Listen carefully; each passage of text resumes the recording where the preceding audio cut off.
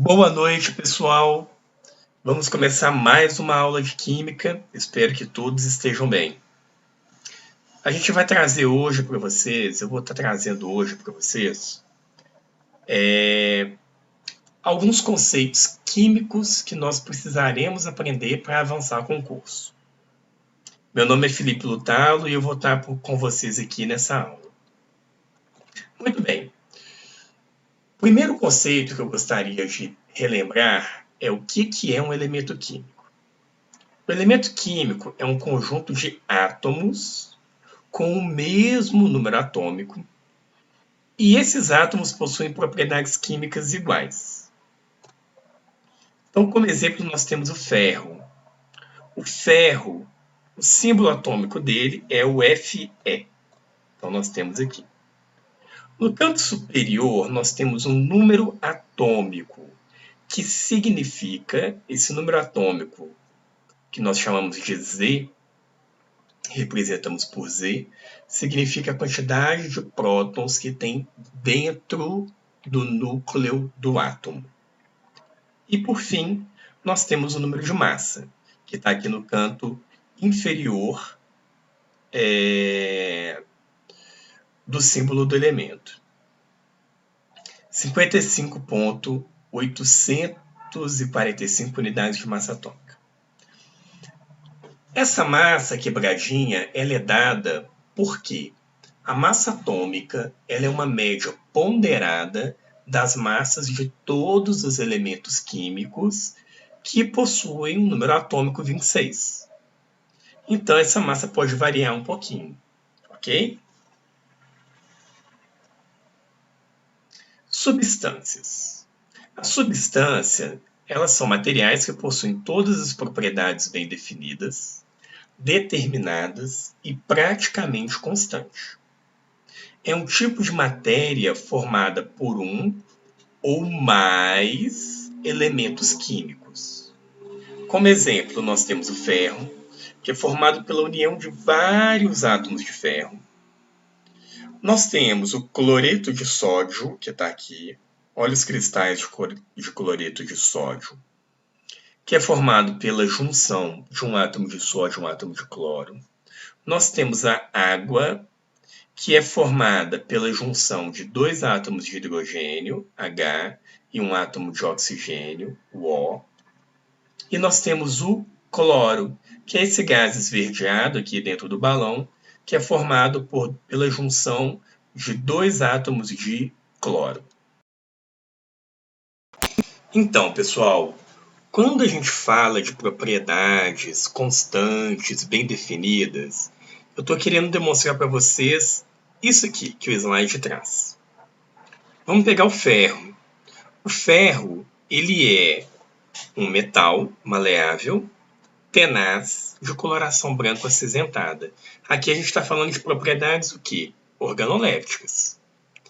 Ele apresenta propriedades ferromagnéticas, a temperatura ambiente, igual níquel e cobalto. Ele é duro, é resistente, é maleável e dúctil. Agora, o ferro, ele funde-se a 1538 graus Celsius. E ele entra em ebulição a 5.555 graus Celsius. A densidade dele é de 7,87 gramas por centímetro cúbico. Vamos comparar o ferro com o cloreto de sódio. O cloreto de sódio, conhecido como sal de cozinha, ele é um sólido cristalino incolor, é solúvel em água, coisa que o ferro não é, e é ligeiramente solúvel em etanol.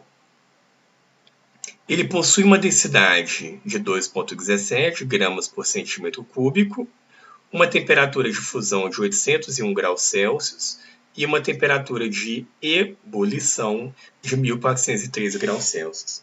Observe como as propriedades do cloreto de sódio são muito diferentes das propriedades do ferro. E são essas propriedades, principalmente a fusão, a temperatura de fusão, a temperatura de ebulição e a temperatura e a densidade, que fará que a gente identifique uma substância. Essas três propriedades são conhecidas como as propriedades específicas da matéria.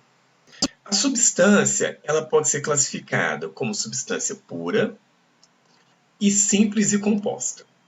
Uma substância pura é um tipo de matéria formada por unidades químicas iguais. O que eu quero dizer com isso? A água pura, ela só é formada por moléculas de água. Ela não tem nenhum sal dissolvido nela, apenas as moléculas de H2O.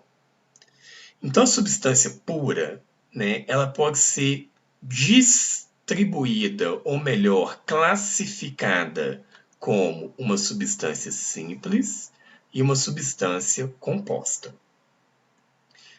Então, uma substância simples ela é formada apenas pela junção de um ou mais átomos de um mesmo elemento químico. Olha os exemplos. Gás hélio. O hélio ele é um elemento químico da família dos gases nobres e raramente esses átomos fazem ligações químicas. Então, os átomos existem isoladamente. Então, é uma substância formada por um único átomo, hélio. Agora, o oxigênio. O oxigênio é uma substância formada por dois átomos, mas dois átomos iguais, dois elementos químicos iguais. São dois átomos de oxigênio. Então, o elemento químico, o gás oxigênio, a substância oxigênio é formada por dois átomos de oxigênio. Portanto, trata-se de uma substância simples. Outra substância, o gás ozônio. A gente já ouviu falar muito dele no nosso dia a dia, que é o gás que está na alta atmosfera e protege a Terra da radiação ultravioleta do Sol. Reparem, o ozônio é formado por 3 átomos. 1, 2, 3. Cada molécula de ozônio é formada por 3 átomos de oxigênio. Olha o fósforo. O fósforo é formado por 4 átomos, P4. O símbolo atômico dele é o P, que vem do latim fósforus, fósforo com pH. Então, olha só, ele é formado por 4 átomos de fósforo. 4 átomos iguais, o mesmo elemento químico forma essa substância. Seguimos. A substância composta ela é formada por 2 ou mais átomos de elementos químicos diferentes. Então, a gente tem que ter, num composto, em uma substância composta, elementos químicos diferentes ligados. Então, aqui a gente tem, por exemplo, o gás cianídrico, HCN. Um átomo de carbono, um átomo de hidrogênio, a bolinha pequenininha, um átomo de carbono, que está aqui no meio, o cinza, e um átomo de nitrogênio, que é o bege. Então, nós temos aqui a representação de duas moléculas de gás cianídrico, HCN, e cada molécula é formada por um átomo de hidrogênio, um átomo de carbono e um átomo de nitrogênio. Outra substância, H2O, formada por 2 átomos de hidrogênio e um átomo de oxigênio. Que a gente tem a representação de uma substância, água, 3 moléculas de água, e a gente observa, é uma substância composta porque é formada por 2 átomos de elementos químicos diferentes. Tá, mas na natureza, raramente nós vamos encontrar as substâncias puras. Elas vão estar em misturas. Então, desculpa, as substâncias elas estão misturadas umas com as outras. Então, para formar uma mistura, nós temos que ter o quê? Substâncias diferentes misturadas em um mesmo sistema. A mistura é formada por 2 ou mais substâncias. Então, exemplos de mistura, de misturas. Vamos lá. Água mineral. Ela é uma água potável, a gente pode beber, mas ela não é pura. Ela contém sais minerais dissolvidas na água. Então essa garrafinha de água, ela está com vários sais. Faço um convite. Quando vocês forem tomar uma garrafinha de água mineral, leiam o rótulo e vejam a composição. Além de água, vocês vão ver que tem vários sais ali que são descritos.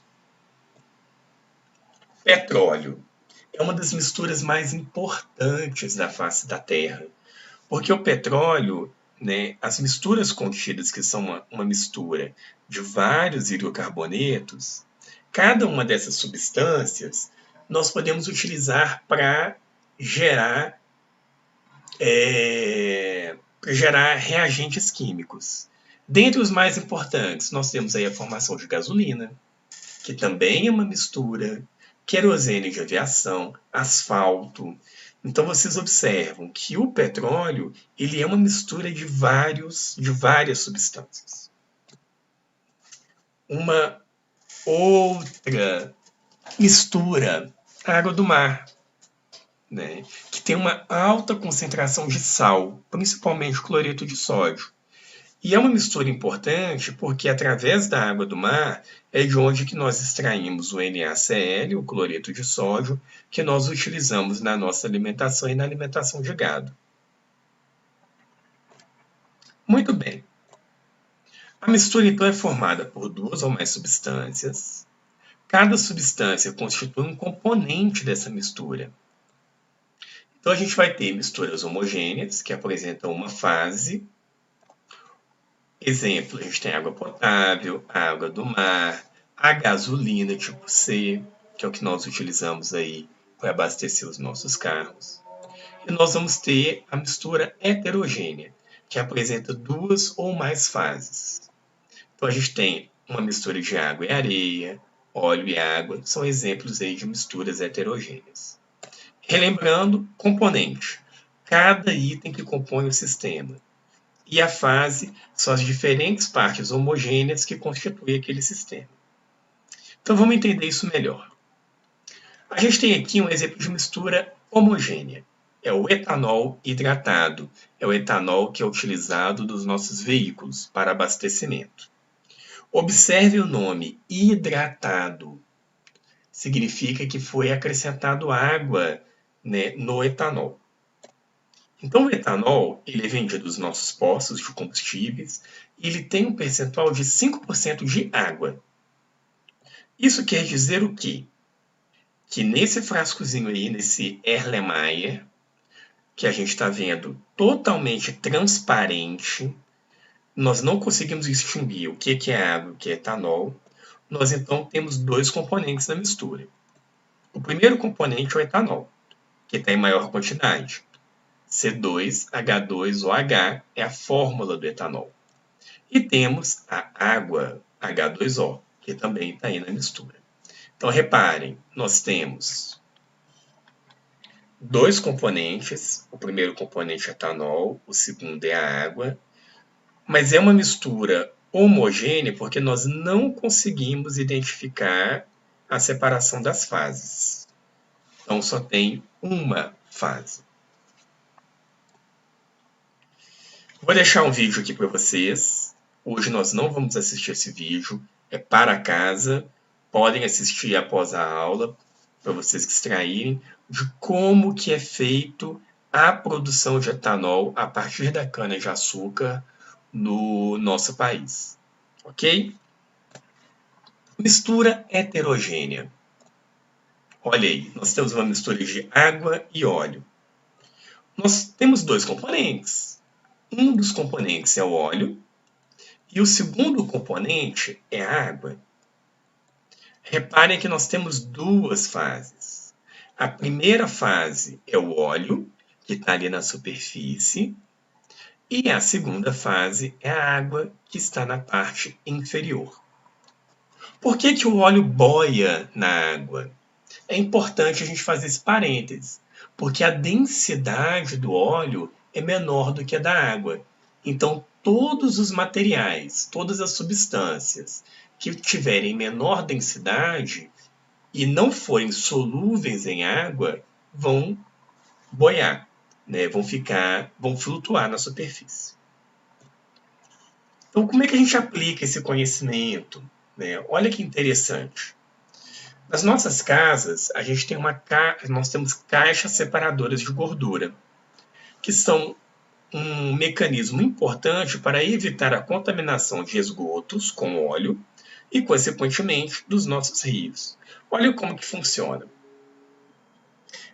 Aqui vem nossa água da cozinha, que ela está misturada com óleo. Então, nós temos aqui a água misturada com óleo. A água misturada com óleo, ela, por um sistema de vaso comunicante, ela passa por esse sifão e ela verte, à medida que essa caixa vai enchendo, a água vai caindo em uma segunda caixa.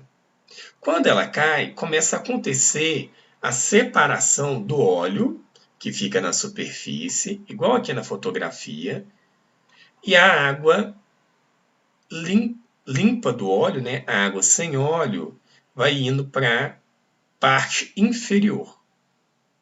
Mas essa água contém ainda um pouquinho de óleo. Essa emulsão tem micropartículas de óleo misturado. Então essa água ela vai entrando no outro sistema de vaso comunicante. Ela entra aqui por baixo. À medida que a caixa vai enchendo, a água vai subindo e transborda na terceira caixa. E aí acontece o mesmo processo. Reparem que a quantidade de emulsão agora é menor, porque já deu mais tempo das micropartículas de óleo irem para a superfície e se aglutinarem. Então o óleo vai para a superfície e a água limpa do óleo, livre do óleo, fica na parte inferior. Ela passa para essa região aqui, que consegue se barrar. Isso aqui é uma parte de concreto ou de plástico, uma parede de concreto ou plástico. A água ela contorna e à medida que a caixa vai enchendo, a água vai subindo e depois é dispensada na rede de esgoto sem o óleo. Claro, né, gente, que à medida que a caixa de esgoto, a caixa de óleo, ela vai enchendo, né, quando ela chega em um determinado nível, a gente tem que ir lá e retirar esse óleo e descartar de maneira adequada. Visto isso, né, a gente agora já sabe o que é uma substância pura, o que é uma substância simples, uma substância composta, o que é uma mistura. Eu pergunto para vocês, o ar do campo, o ar da zona rural, ele é mais puro que o ar da cidade?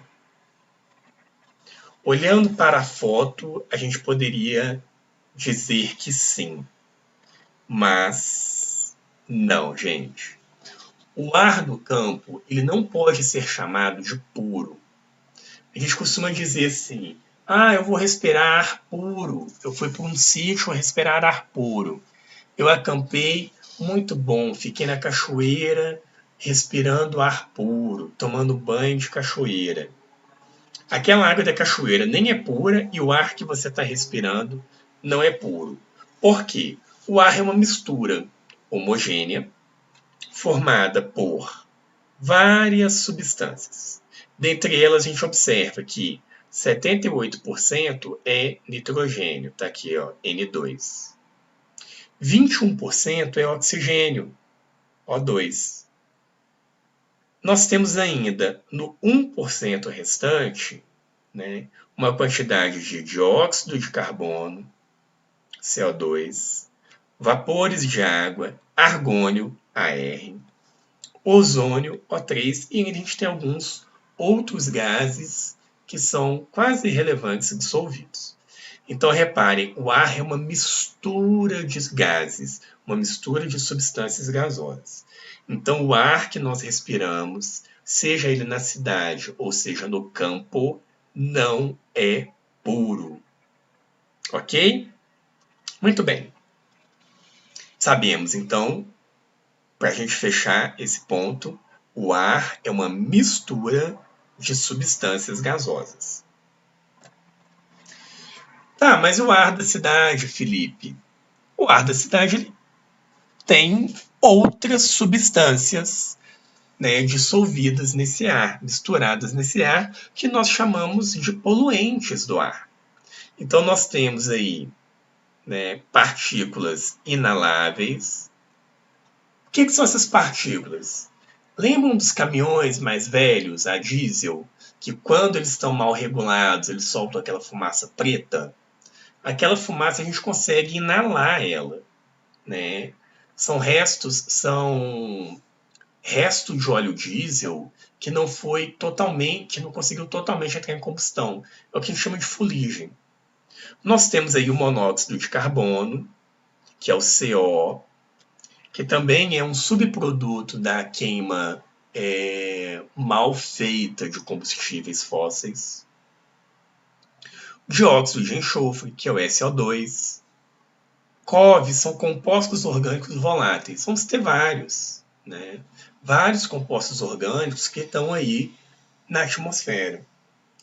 Óxidos de nitrogênio, NOx, então a gente vai ter vários óxidos de nitrogênio, que são subprodutos de reações químicas em indústrias. E ozônio, né, que também são liberados aí e também é produzido e está na atmosfera.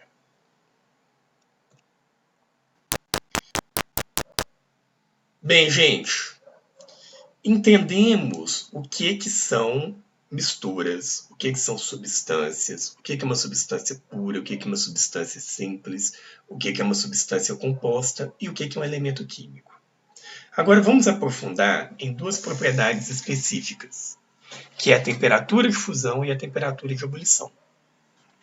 Essas propriedades, junto com a densidade, são chamadas de propriedades específicas da matéria porque elas podem, através dela, nós podemos identificar qual é o tipo de substância. Cada substância na face da Terra, pura, ela possui apenas um conjunto de propriedades, temperatura de fusão, ebulição e densidade. Então a fusão, a temperatura de fusão, é a temperatura na qual uma substância passa do estado sólido para o estado líquido. E a temperatura de ebulição é a temperatura na qual um líquido passa do estado líquido para o estado de vapor. Repetindo, temperatura de fusão é a temperatura na qual uma substância passa do estado sólido para o estado líquido. E a temperatura de ebulição é a temperatura na qual uma substância passa do estado líquido para o estado de vapor ou gasoso. Então, pessoal, vamos olhar aqui para entender esses conceitos. O gráfico de aquecimento de uma substância pura. Então, aqui a gente tem a água pura. Observem que nós temos, à medida que a água vai aquecendo, ela sai de sólido, ela funde, então a gente tem aqui a coexistência de um sólido e um líquido ao mesmo tempo, mas a temperatura permanece constante. Depois que toda a água funde, passa para o estado líquido, nós temos reaquecimento da substância e aí nós temos a ebulição, que também é um patamar constante de temperatura. O que eu quero frisar com vocês? Esse primeiro patamar é a temperatura de fusão. E o segundo patamar é a temperatura de ebulição. Observem que ao nível do mar, a temperatura de fusão ela acontece da água pura a 0 graus Celsius. E a temperatura de fusão da água pura acontece a 100 graus Celsius.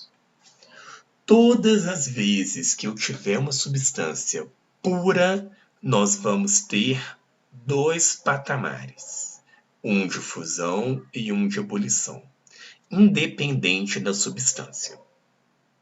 Repetindo, todas as vezes que nós tivermos uma substância pura e fizermos o aquecimento dela ao longo do tempo, nós vamos observar que existirá dois patamares de temperatura constante. O primeiro, quando for a passagem de sólido para líquido, fusão. E o segundo, a passagem de líquido para vapor, ebulição. Então, nós temos a temperatura de fusão e a temperatura de ebulição. Então, observem aqui, né, algumas substâncias puras, onde nós medimos a temperatura de fusão e ebulição a 1 atm. O ferro nós já vimos, a temperatura de fusão é 1538 graus Celsius e ebulição 5.555 graus Celsius. Reparem que cada uma das substâncias tem temperaturas de fusão e ebulição diferentes. Vamos pegar aqui o etanol. Ele se funde, ou seja, passa de sólido para líquido a menos 114 graus Celsius. E ele vai entrar em ebulição a 78 graus Celsius. Ok? Reparem, todas substâncias puras. Vamos pensar agora nas misturas. Como é que seria isso, né? Nas misturas, né, quando a gente aquece uma mistura, principalmente uma mistura homogênea, né, que é um processo que a gente pode usar aí para separar, os gráficos não vão ter patamares. Então, o gráfico da mudança de estado físico, de temperatura por tempo, a gente não vai ter aqueles patamares de temperaturas constantes. Então, reparem, na primeira parte, nós temos o sólido. Na segunda parte, que está acontecendo a fusão, que é a passagem de sólido para líquido, nós temos a evidência, né, física do sólido e do líquido coexistindo, porém a temperatura está variando. Essa variação, tanto no patamar da fusão e aqui da ebulição, reparem que a temperatura está subindo ao longo do tempo, indica que isso aqui, essa amostra que a gente está testando é uma mistura de duas ou mais substâncias. Muito bem. O que é importante a gente perceber? Voltemos lá no gráfico da substância pura. Olha, dois patamares constantes. Dois patamares constantes. A temperatura não variou ao longo do tempo, enquanto não terminou a fusão e enquanto não terminou a ebulição. Já na mistura, nós temos uma variação de temperatura no processo de fusão e uma variação de temperatura no processo de ebulição. Duas misturas que são importantes a gente conhecer. Uma são as misturas eutéticas, em que na fusão ela é constante. Observa que não teve variação de temperatura e ela está fundindo. Mas na ebulição acontece um intervalo de fusão, você tem uma variação na temperatura. Um exemplo de mistura eutética é a solda, que é uma mistura de estanho, SN, mais chumbo, Pb. Então, revisando o conceito, uma mistura eutética. São misturas que se comportam-se como uma substância pura na fusão, ou seja, tem temperatura constante na fusão, mas na ebulição você tem uma variação de temperatura. Outro exemplo de mistura que nós vamos ver é a mistura azeotrópica. Essa mistura, a gente pode ver que na fusão a gente tem uma variação de temperatura, mas na ebulição a temperatura está constante. Então isso quer dizer o quê? Que as misturas azeotrópicas elas comportam-se como uma substância pura apenas na ebulição, isto é, tem a temperatura de ebulição constante. Só tem um patamar. Mas na fusão, nós temos uma variação de temperatura. Vamos seguir. Chegamos em uma questão importantíssima.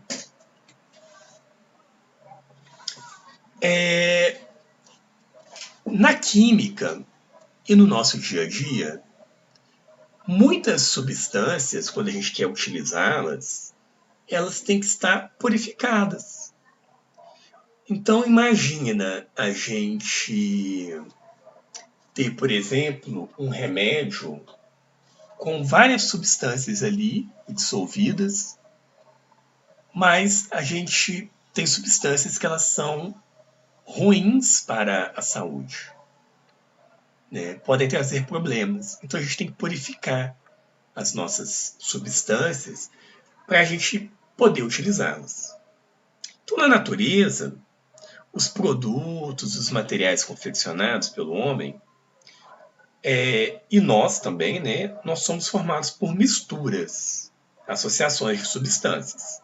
E para a gente utilizar uma substância qualquer, é fundamental a gente fazer a separação dessas misturas. Então, a separação de misturas significa isolar um ou mais componentes, ou seja, uma ou mais substâncias que formam essa mistura, seja ela uma mistura homogênea, seja ela uma mistura heterogênea, para que nós podemos utilizá-la com segurança.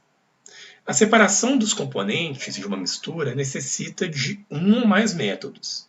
Nem sempre a gente aplicando um método de separação, a gente vai conseguir separar tudo bonitinho. Olha aí um exemplo de processo de separação e da importância da gente separar os materiais.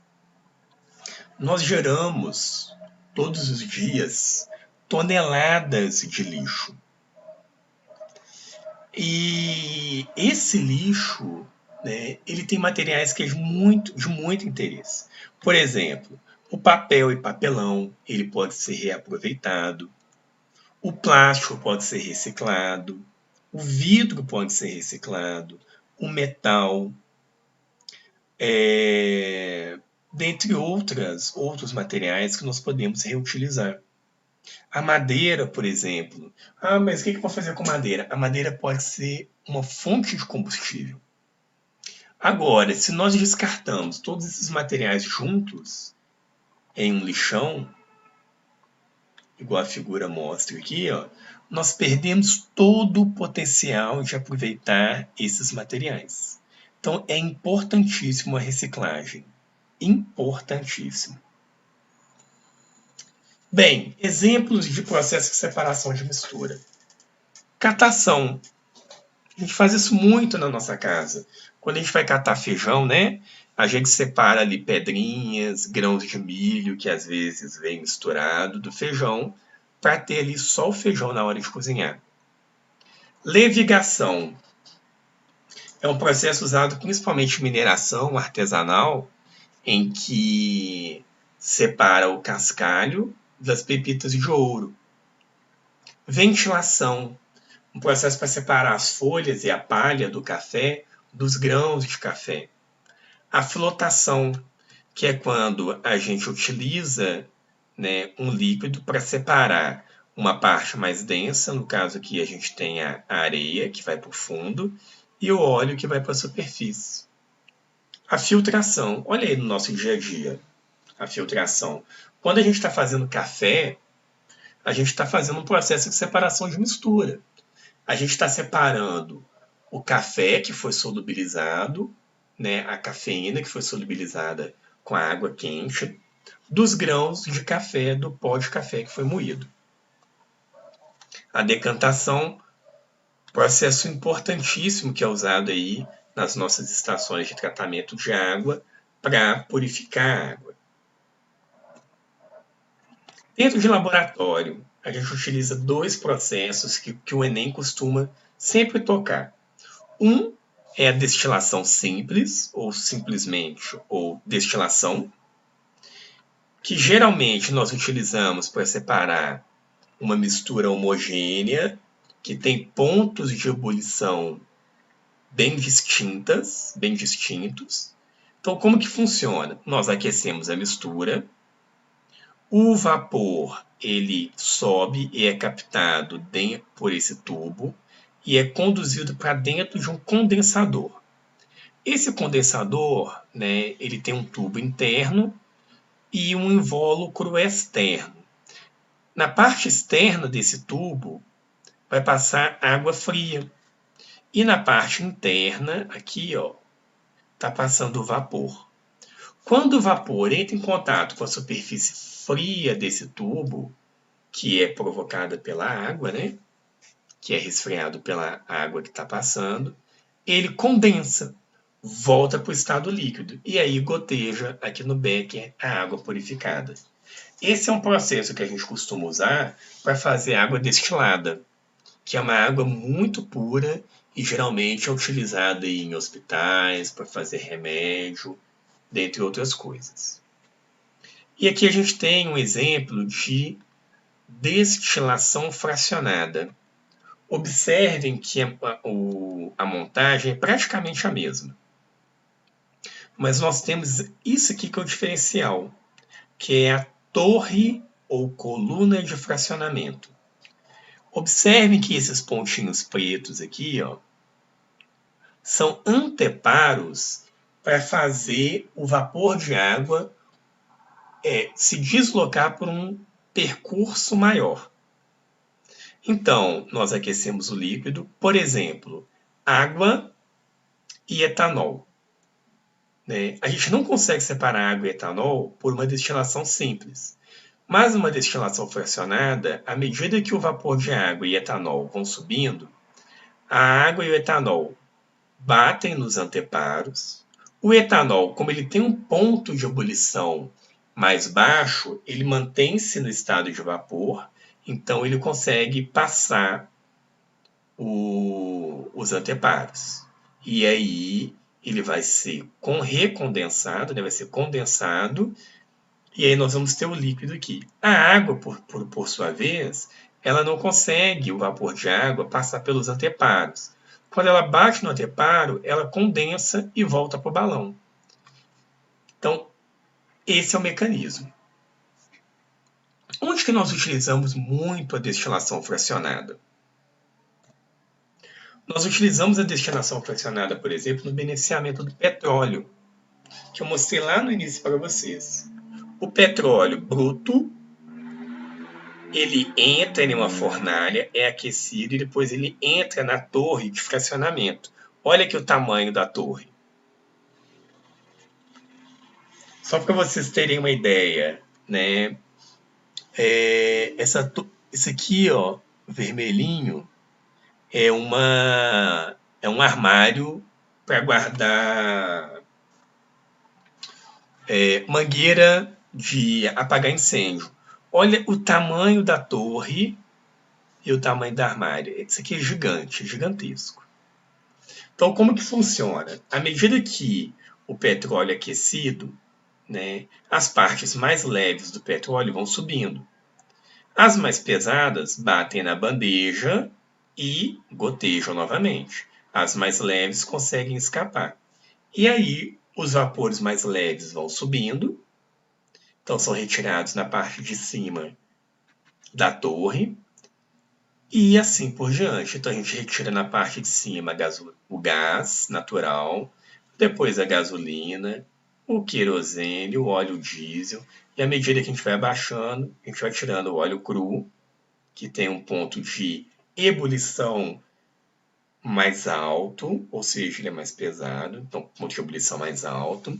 E por fim, o que resta são sólidos, que é a parafina, ceras, o asfalto e o picho, que depois vão ser separados em outros processos. Bem, pessoal, chegamos ao final da nossa aula. Queria agradecer muito por vocês continuarem comigo. Estudem, e eu vou deixar uma série de exercícios sobre propriedades da matéria. Façam esses exercícios que estão sinalizados aqui. E a apostila, basta vocês clicarem nesta imagem que vocês vão ser direcionados para uma apostila. Baixem a apostila e estudem. Posteriormente, eu vou marcar uma aula online com vocês e aí a gente corrige esses exercícios. Pessoal, já ia me esquecendo. Se gostaram do vídeo, gostaram da aula, clica no like e todos os materiais eu vou estar deixando na descrição do vídeo, a apresentação em PDF, o link para a apostila e vou deixar um material extra sobre separação de misturas. Grande abraço e bons estudos. Até mais.